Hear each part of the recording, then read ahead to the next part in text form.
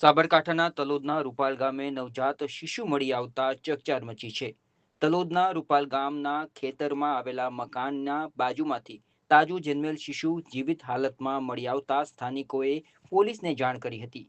Police તાત્કાલિક ઘટના સ્થળે પહોંચી તપાસ હાથ ધરી હતી. નવજાત શિશુને સારવાર અર્થે 108 દ્વારા તલોદ સિવિલ હોસ્પિટલે ખસેડાયું હતું અને નિર્દય મા બાપની શોધખોળ હાથ ધરવામાં આવી છે.